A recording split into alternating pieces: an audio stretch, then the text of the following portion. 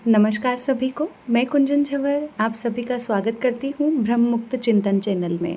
आप चिंतन धारा बुक के ऑडियो सुन रहे हैं जो कि श्री वल्लभ जी माहेश्वरी जी द्वारा लिखित है।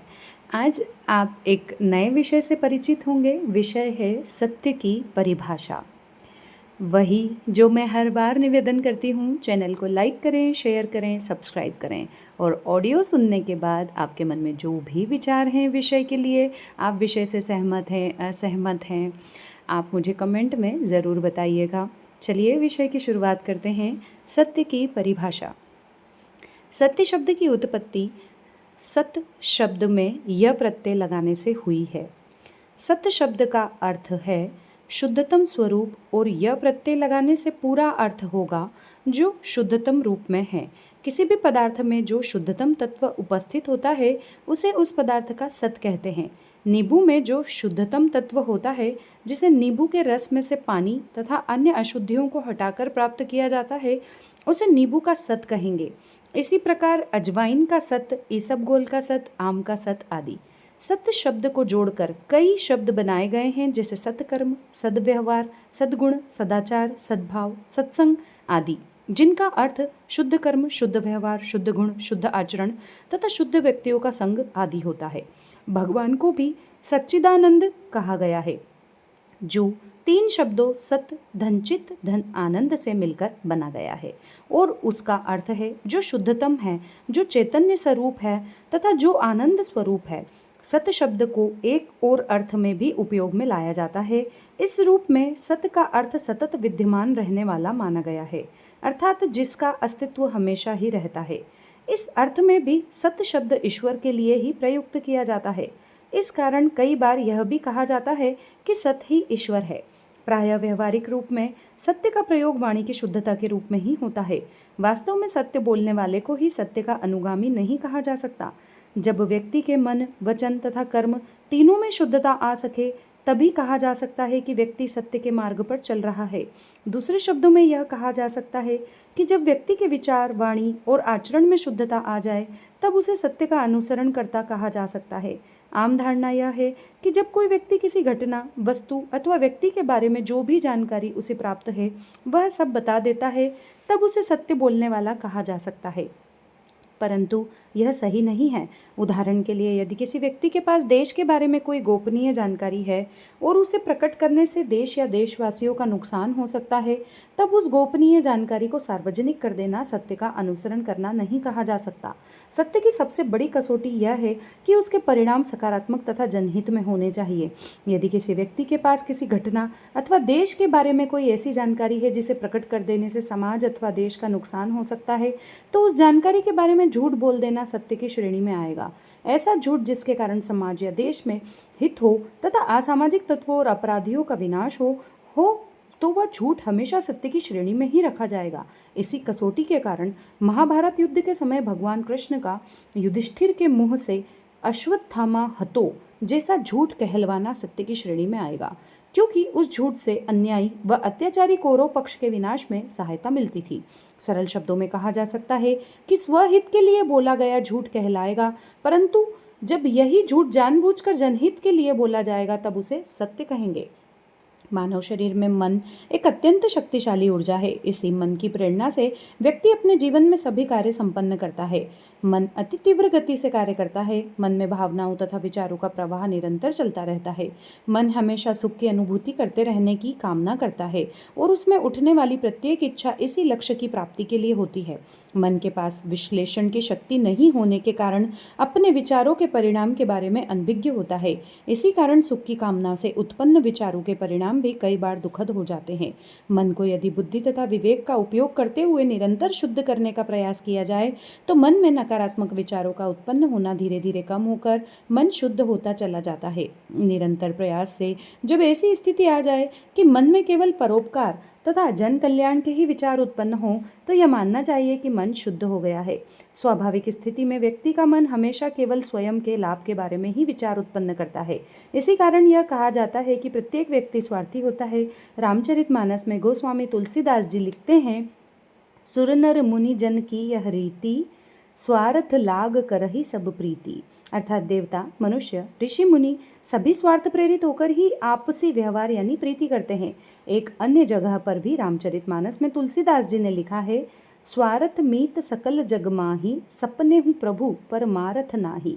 अर्थात स्वार्थ के कारण ही संसार में सब संबंध होते हैं, सपने में भी परमार्थ यानी परोपकार की इच्छा नहीं होती। इसी अशुद्ध स्थिति से मन को शुद्ध स्थिति में लाना अत्यंत कठिन कार्य है। स्वाभाविक यानी अशुद्ध स्थिति में मन में प्रायः दूसरों के प्रति ईर्ष्या, द्वेष, क्रोध, घृणा, हिंसा आदि नकारात्मक विचार ही आते हैं। परंतु यही मन जब प्रयत्नपूर्वक शुद्ध हो जाता है तब उसमें दूसरों के प्रति प्रेम, सहयोग, उपकार तथा अपनत्व के विचार आने लगते हैं। मन को शुद्ध किए बिना कोई भी व्यक्ति सत्य के मार्ग का अनुसरण नहीं कर सकता।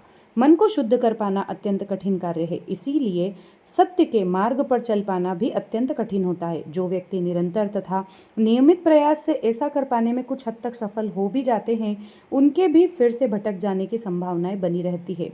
मनुष्य ऐसे समाज में रहता है जहां हर प्रकार के व्यक्ति रहते हैं। अधिकांश व्यक्ति स्वार्थवश केवल स्वयं के बारे में ही सोचते हैं तथा इसी को सही बताते हैं। ऐसे स्वार्थ संतप्त वातावरण में परोपकार की बात करना या सोचना प्रचलित विचारधारा के विरुद्ध होने के कारण अत्यंत कठिन होता है। और यदि इस मार्ग पर चलना शुरू किया भी जाए तो इस पर चलते रहना और भी कठिन होता है। इस मार्ग पर चल पाने की क्षमता कम ही व्यक्ति विकसित कर पाते हैं। इसी कारण ऐसे व्यक्तियों को जीवन में अपमान, निंदा तथा असहयोग भी झेलना पड़ता है। ये सब बातें सत्य के मार्ग पर चलने के संकल्प की परीक्षाएं हैं और व्यक्ति यदि इन्हें सफलतापूर्वक उत्तीर्ण कर ले तो फिर सत्य का मार्ग सहज हो जाता है, फिर भटकने की संभावना नहीं रहती। इस मार्ग पर भले ही बहुत कम व्यक्ति चलने में सफल हो पाते हैं, परंतु जो चल पाते हैं वही जीवन में सुख, शांति व प्रसन्नता की सही अनुभूति कर पाते हैं। सत्य के मार्ग को आत्मशुद्धि का मार्ग, विचारों को व्यापक बनाने का मार्ग अथवा आध्यात्म का मार्ग भी कह सकते हैं। इस मार्ग पर चलने के लिए सर्वप्रथम तो व्यक्ति को सत्य के बारे में पूरी स्पष्टता होनी चाहिए कि सत्य क्या है, और फिर इस मार्ग पर चलने की दृढ़ इच्छा शक्ति होनी चाहिए। आरंभिक कठिनाइयों से बिना विचलित हुए दृढ़ संकल्प के साथ यदि व्यक्ति इस सत्य के मार्ग पर बढ़ता रहे तो उसकी मानसिक व बौद्धिक शक्ति का निरंतर विकास होता रहता है। कहा जाता है कि आत्मशुद्धि के इस मार्ग के यात्रियों पर भगवान की कृपा होती रहती है। वास्तव में व्यक्ति की मानसिक तथा बौद्धिक शक्तियों का विकास होकर व्यक्ति में संतोष, प्रेम, प्रसन्नता तथा सुख की अनुभूति होना ही ईश्वर की कृपा का प्रमाण है। ऐसे व्यक्ति कठिन परिस्थितियों में विचलित नहीं होते तथा कठिनाइयों और विपरीत स्थितियों को ईश्वर का न्याय मानकर उन्हें सहजता से झेलते हुए अपने आत्मोन्नति के मार्ग पर बढ़ते जाते हैं। जब व्यक्ति का मन शुद्ध हो जाता है तब उसकी क्षमता इतनी बढ़ जाती है कि साधारण व्यक्तियों को उस व्यक्ति के कार्य चमत्कार लगने लगते हैं। ऐसे व्यक्ति जो कहते हैं वह घटित हो जाता है, जो कामना करते हैं वह पूर्ण हो जाती है, क्योंकि उनकी वाणी एवं कामना जन कल्याण के लिए ही उपयोग में आती है। उनके विचार लाखों लोगों को सदियों तक प्रभावित करने की क्षमता युक्त हो जाते हैं। महावीर, बुद्ध, ईसा मसीह, मोहम्मद साहब, शंकराचार्य, कबीर, नानक, मीरा, साईं बाबा आदि ऐसे ही चमत्कारी व्यक्ति हुए हैं। ये सब आज इस संसार में नहीं है, परंतु इनकी विचारधारा, इनके शब्द व इनका आचरण आज भी लाखों लोगों का प्रेरणा स्रोत बना हुआ है। इन सभी महापुरुषों ने जो कहा तथा जो किया उसमें केवल जल कल्याण की ही भावना थी। इसी कारण वे आज भी याद किए जाते हैं। सत्य का मार्ग व्यवहारिक रूप से भले ही बाधाओं तथा कठिनाइयों से भरा प्रतीत हो, परंतु परिणाम में यह मार्ग सुख, शांति तथा आनंद प्राप्त करने वाला है। आज के भौतिकता प्रधान वातावरण में सत्य के मार्ग पर चल पाना असंभव माना जाता है, परंतु ऐसा नहीं है। इस मार्ग को असंभव कहना स्वयं को धोखा देना है।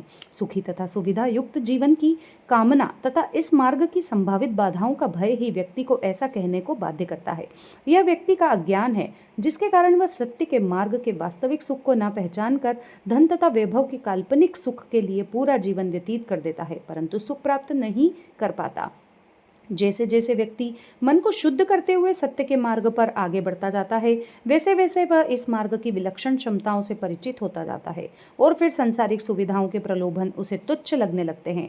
सम्राट अकबर का वैभवशाली व्यक्तित्व ख्वाजा सलीम चिश्ती जैसे साधारण से दिखने वाले फकीर के सामने नतमस्तक होने को विवश हो गया था। लगभग संपूर्ण भारत तथा उससे भी आगे उत्तर के एक बड़े भूभाग पर शासन करने वाले अकबर का वैभव व पद एक सत्य के मार्ग पर चलने की क्षमता वाले फकीर के सामने तुच्छ सिद्ध हो गया था। यही इस मार्ग की विलक्षण शक्ति है। वास्तव में इस मार्ग पर चलते हुए व्यक्ति जब अपने मन को पूर्ण रूप से शुद्ध कर लेता है, तब उसके माध्यम से उसकी अपनी मानवीय शक्तियां नहीं बल्कि सर्वशक्तिमान ईश्वर की शक्तियां अभिव्यक्त होने लगती हैं। यही उनकी चमत्कारी शक्तियों का रहस्य है। जब इन शक्तियों के परिणाम साधारण मनुष्यों की समझ पाने की क्षमता से काफी अधिक प्रभावशाली हो जाते हैं, तब मनुष्य ऐसे महामानवों को ईश्वर का अवतार मान लेता है। ईश्वरीय शक्ति का मानव शरीर में अवतरण ही भगवान का अवतार है। सत्य को समझकर सत्य के मार्ग पर चलने पर ही ईश्वर की शक्तियों की अभिव्यक्ति मानव में हो पाती है। इसलिए कहा जाता है कि मनुष्य में ईश्वर बन जाने की क्षमता होती है। सत्य का मार्ग ही यह क्षमता प्राप्त करा सकता है। इसी कारण भारतीय आध्यात्मिक ग्रंथों में कहा गया है कि सत्य ही ब्रह्म और ब्रह्म ही सत्य है। यहाँ यह विषय समाप्त होता है। मैं अपनी वाणी को विराम देती हूँ। आपसे निवेदन करती हूँ, चैनल को लाइक करें, शेयर करें, सब्सक्राइब करें। ऑडियो सुनने के बाद आप इससे कितना सहमत हैं, अपने विचारों को कमेंट के द्वारा जरूर बताएं। अगले ऑडियो में आपसे फिर मुलाकात होगी। तब तक के लिए नमस्कार।